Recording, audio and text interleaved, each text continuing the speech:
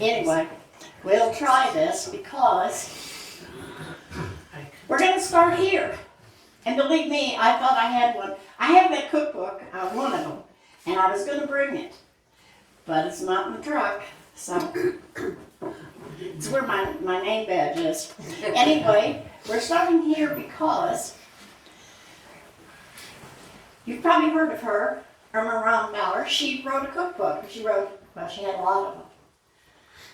But she was born in St. Louis, and I'm not going to give you a lot of dates and that kind of stuff because we're going to move it on. But she was born to a family that didn't have to cook. They had enough money, they paid a girl to cook for them. But when she got married, she had several children. But in 1930, her husband killed himself. Left her at the age of 54. She had $600 to be at that time. I thought, that's a lot of money. So she decided she'd write a cookbook. And her friends were, she can't cook. Her best friend is the can opener. What is she doing? So they all sent her recipes. So the first cookbook she had came out in 31, and she went door to door selling. So then she wrote others after that. But there it is. That's a picture of my cookbook that I didn't bring. I have it, but I forgot to bring it. Anyway, you can still buy one. Look at the cost. I have one. But I'm talking about her because she bought 5 acres of Jefferson County land off of Rice Road from Charles and Mary Rice. And there was a fella, you could go down this rabbit hole, Glee. There was a man named Jake Fetterman, built her a little house out of stone. And she came out there all weekends, usually, to get in the woods, see what grows in the woods, and work on her cookbooks. Until she passed in 1969. Anyway, that's her cookbooks. She sold 88 million. Oh my goodness. I got one in the middle. Yeah. And this is the house that they built for her. It became Juniper Hill. I don't know. Glee, do you know if that's Elizabeth's name or was that her name? I don't know. Marilyn, do you know? I don't know either. I knew that was called Juniper Hill when I was, going out there to her, Elizabeth. And I don't know who named it. But I thought maybe Elizabeth did because of the juniper trees were, very prevalent out in that. This was her note card she used. See, that drawing on there was done by Roscoe Misselhorn. And he was pretty popular at that time at drawing. I don't know if she had to pay him to do that or he did it for her. But see his name right there. She did. Okay. All right. Now a lot of you are going to recognize these people here. I know that's Mr. and Mrs. Knoll over on this side. That's Elizabeth. That's John. That's me. And that's Luciana.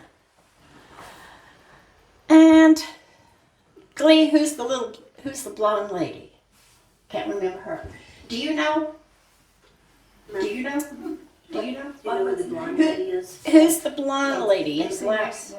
Who is I that? don't have my glasses. Oh, shame on you. Well, this, of course, starts what we did that night, April the 18th in 83. And it was done by Elizabeth, a lot of planning, but she was a detailed planner. I got a list of all the things written out from her as it went. That's the night we planted the tree, the oak tree, in front of the cabin. Of course, Dr. Peter Raven brought it, and he's on there. He's next. But Dorothy Hines was in charge of the planting. Then we went over to the cabin for the old house for dinner. Now the entertainers This was the fellow who was supposed to be Mr. Kent. Oh, yeah. Yes, and we have music. You can see. Oh dear. That's me. The little mouse there beside who had no business, you know. Oh, goodness. I was out of place. For sure. That's Dr. Peter Raven there, and he's on another one. There he is. That's John Ross on the other side of me. Let's see. Come on. Now, anybody remember them? I do. Barbara Mulligan. That's Barb Mulligan. She actually brought the actor and the entertainment. And that's Hazel Lee's daughter. That was Hazel Lee's daughter. And her husband, and Barb's husband. I don't know. I don't know if they're still living. Are they? Do you know? I don't know. Okay, and that's Dr. Peter Raven. And over here, that's Mr. and Mrs. West. That's Luciana's sister. On this side, that's his wife. His new wife. That's okay. It's history. I'm not saying that. It's all history. No. Well, he divorced his other wife to marry her. And I objected, but that's okay. I guess. Now you know those people, don't you? That's Darlene Spink and Steve, and I know that lady. There. Well, you have to tell the rest of the people, Nadine, because they're... And Paparino. And of course that's Bill and Genevieve Knoll. I always pronounce Knoll. Knoll. If you're here for a long time, you know the Knolls. Yes. Is that how he said it? Of course, because it's German and it starts with a K, so you pronounce it. Yeah. This is the crew that worked that night. And of course, anybody know those? He knows most of the boys. I know them all, because that's my mom right there too. Okay. I was working that night too, and I think I took that picture, but I could be wrong. But I think the blonde woman you saw earlier, that may have been the back of Mildred Depping's head. Could be. Yeah. She was a big friend. So tell us those But names. that's Kipper on the left, and that's Clint Clint Sharp and in the Brent middle, and Brent Sharp on the right. Can you say that again? On the left is Kipper behind Brian's mom. In the center is Clint Sharp, and then his brother Brent Sharp. Who has the ladle on his head. Incognito. All right. Anybody know those people? Their backs? Possibly.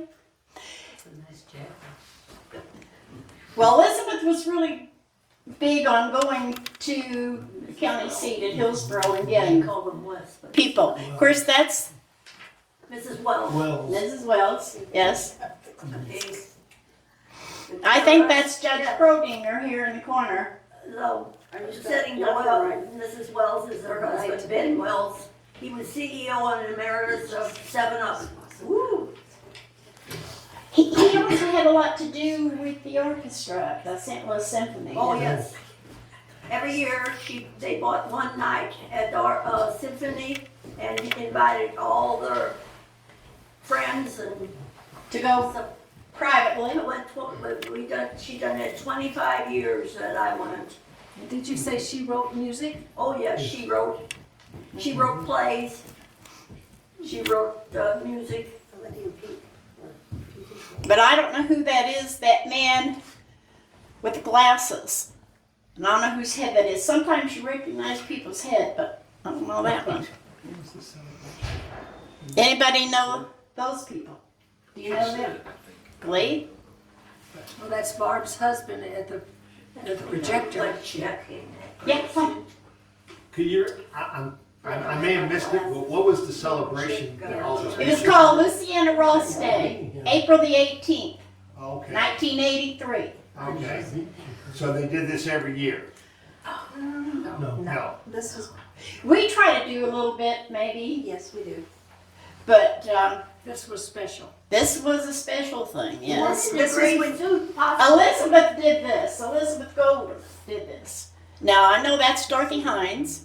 And I And know that's- that's the lady on the very right.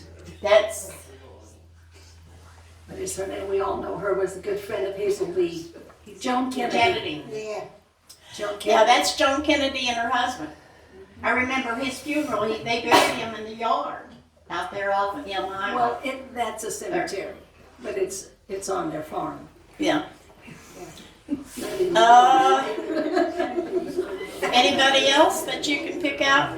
Oh, I know that's Alice Vitt, and that's her husband. That's right, and the man right in front with the white. And the lady back there, now we don't know her lady. Do you know That her? could be Jean Robinson. Yes, I think so. I think you're right. Okay, now, I'm not gonna read that list, but when Elizabeth used to do the candlelight tour for the Wyndham Drake, she went straight over to Hillsborough. And a lot of these lists are people from the college and from the government there, Hillsborough Courthouse.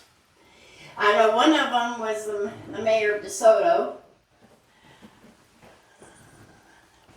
But there's Helen and Frank Magre. And of course, there's Dorothy Hines.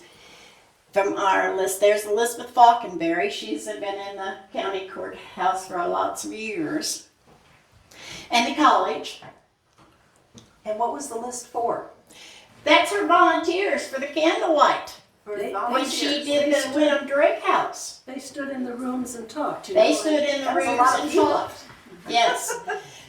Friday night, Saturday, and Sunday afternoon. Candlelight tour. That's how many volunteers she got. Sometimes she got even me because I used to do the outside bags for her. I don't know why I did. I had my own. But anyway, that's a note she sent to the Historical Society after her friend died.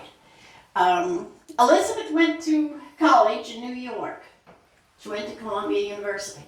And she met Eleanor Hayward there. Eleanor was born in 1877. Wow. That seems like a long time ago, but anyway, that's how I really got involved going to Elizabeth to Juniper Hill, was for Eleanor's funeral service. And that's some of her planning of what she gave everybody for the service. The church in Peevely brought the food, and we were all in that little house, Juniper Hill. So Nadine, I'm confused about the relationship with Juniper Hill and the cookbook lady and this Elizabeth. The cookbook lady had the house built, Yes, I knew that. and Elizabeth ended up living there, probably 30 years. She also put a big addition on the house of the Dale Health Construction. Built a addition So who on was the rock. Jake Betterman? He's the one who built the He house. was, well, they lived across the street on Rice Road, and then little Joe, as we call him, his name was the young Joe. He was living in an old log house behind her, and he kind of kept an eye on things around there. And before that was Eleanor built the house there. That was a hayfield, and my mother lived in that house, where the one behind little. Well, that's by the how time I Elizabeth- saw it, it was falling down, but Joe was still living there. That's how Elizabeth got to Jefferson County, was buying Juniper Hill from Irma Rombauer. And she lived there pretty close to probably 30 years. She went to nursing home, one of the better ones, really one of the best. Anyway, that's one of the most expensive ones anyway, I think. But she graduated from college in New York, and that's where she met the Hayward. Her friend for, I guess, she died there at Juniper Hill. And Elizabeth continued living there because she was home. She was out there kind of by herself, if you ever been out Rice Road. Used to, you could get to her house from Rice Road, but they had a little, you couldn't get a big vehicle up there. And one time she invited the Carondelet Historic Society to her house, and that's how I got involved with that. And the bus had to park out on Rice Road, and they had to ferry the people in. Well, Luciana had her little Cadillac, the one with the slanted back. Did you end up with that car? No. Sure. I thought you did. Anyway, she was driving up, and of course, guess what I had? A pickup truck. So got a hay bale or two and put in the back of the truck and got a ladder, and I could get a bunch of people in the back of the truck and take them over. And so they had a little outside tea party. But I was, at the end of it, we cleaned up. And Elizabeth said, well, count all the silverware. She gets back here. I don't think I've ever done that before. Brought on the any silverware. It needed counting probably. But I had to count the silverware. Be sure it was all there. She said my mother always did that. Well, of course, it was really for in case some of it was thrown in the trash, the garbage, then we could look through the garbage before it got bagged up. What did I know? But anyway, that's how I got going out to Juniper Hill.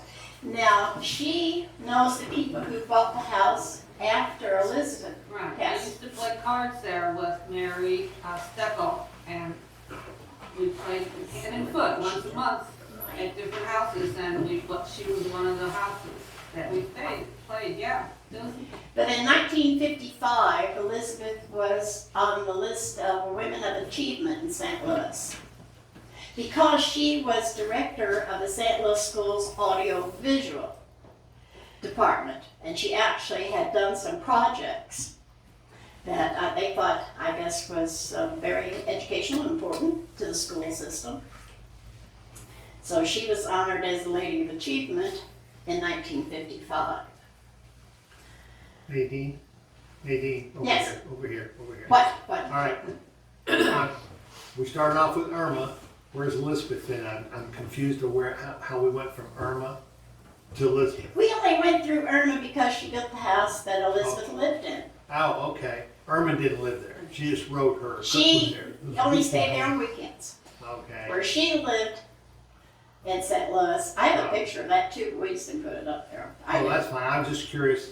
So Elizabeth bought the house and knows from the historical sign out here. Okay, thank you. But I think, and I sort of talked briefly with Marilyn, that house was enlarged when Yeah, Elizabeth bought it. enlarged it. But that, Irma got that property from Rice's, who was part of Rice Sticks.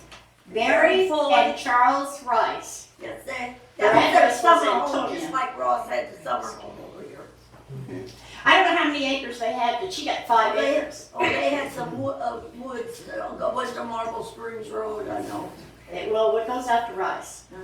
Well, later Luciana bought, probably 1,000 acres or so around Elizabeth, just to keep a builder from getting it. So they couldn't make a subdivision there, but she bought a lot of that woods. Yes, and she also bought the strip right in front of Elmer and Elizabeth's house there. Ross later divided that, and it has an iron gate if you go out Rice Road, and it says L.U. John, H-E-L for Helen, and J-O-N for John, and the other is for Lucy L. Okay. And do you remember the meeting we had there in Elizabeth's house? I remember you could see part of the stonework, as you're looking out the window and the bottom wall was stonework. And Elizabeth had us out there for the Jefferson County Historical Society. Yes, that was Because my next thing. Their, Yes. oh, Go ahead. their job. She wanted us to record all the cemeteries in Jefferson County, or Jefferson County Historical Society wanted that. And so Elizabeth was organizing that. And so Nadine and I were there, and we just raised our hands and we said, we'll do Rock Township. And so we spent all of practically 1985 was our cutoff date, going around to all the little cemeteries in Rock Township, Jefferson County. Other people did Platten Township, Valley Township, you know, everybody had a thing they had to do. I think Nadine and I were the only ones that did it completely, because I had a little Jeep at the time that only 2 people could get in, so we could go pretty many places. And when a deer would cross the road, we'd get so excited. It was such fun to be out. Yes, and here we are out stomping around in the woods, up in the woods. Maybe there's only 1 stone there. And it was just a very interesting experience. And that work is still now with the Jefferson County Historical Society. And most of it is online from all the different counties that worked. And that, I don't know if the idea came from Elizabeth or she picked it up from Jefferson County Historical Society. But anyway, that's where the meeting was held. She, and your mom and dad too, was on the list of the people, Elizabeth was on that list of the people that were beginning that program, well, the whole thing. The Historical Society itself. Of Jefferson County. Of Jefferson County, yes. Well, You're fine. no, this could go on forever, but anyway, if anybody else knows anything about, nobody else remembers Elizabeth. I certainly do. She helped me stain chairs at the Blue Owl before it opened. You know, with a rag and stain. Oh my And goodness. Eleanor, forgive me, I forgot her last name, but Hayward. okay, she was sitting there, and Mildred Drepping was there, Mrs. Ross was there, my mom and Sugar Kramer, all staining chairs. I remember that. For the restaurant? Was that for, Yeah, before my mom opened it with Sugar. that's when they were gonna open the restaurant. That is the Blue Owl. And then at the old house, I remember Elizabeth coming in. She had a sense of style too when it came to tablescapes and things. And as a very young boy, I remember how she enhanced all the kerosene lanterns on the table with beads and flowers. You see all the flowers and stuff. She did a lot of that herself. She would come in that afternoon, and then we would help her unload her car, and she would take put this here, put this here, put this here. And it was very, I learned a lot from her. You know. When she did the Wyndham Drake House, she did it, she was really proud of her corn husk flowers. What she did was she took corn grain. Corn husk ornaments. Did you remember seeing that? I remember that, yes. And the red birds on the front bushes, the I keep cardinal or the... thinking I'm gonna try one to make, anybody can make you take in your corn, and shuck it off with it, and keep all the shucks on there, and then she must have had a curling iron or something, and she curled the leaves back and sawed it off. There, the ear corn base was the center of her flower. And the little dolls too, that were on that tree at the Drake. I remember that. I mean, I was 3. No, I'm kidding. Yeah. It was a while ago, wasn't it? Yeah, 8 years. 8, 9, 10, you know, the 70s and all this time. Was it her friend Mildred Depping that had the house in Troy? Say that again? The stone house? I remember Juniper Hill only, I've never been there, but my mother had been there. But I remember my mom would get cards from Elizabeth, and they had, not embossed, but it was like her stationery had Juniper Hill on it. If I remember that. Like that. But wasn't Mildred Depping in Moscow Mills? Was it Moscow Mills? I know we ate lunch in Troy at that restaurant. Used to be, it's burned down. It's not there anymore. Southern Air, the only restaurant in that area. Anyway, I have a question that when you were talking about the Willem Drake and Christmas volunteers, did Lucy Ann own the Willem Drake then? Okay. oh yes, yes, that's the I don't candlelight think people tour. realize how many buildings she owned in town, but I know we counted them, what was it, 33 at one time? Well, I think they told her, the state told her if she bought one more house, they were going to discontinue Kimmswick as a town and just be Luciana's property. She had so many. She's the only one I think still owned a place on Market Street. Luciana owned the rest of them. We used to have keys to these houses. She had them furnished. And when we gave a walking tour, you went to each house and opened it, and people went in and looked cool.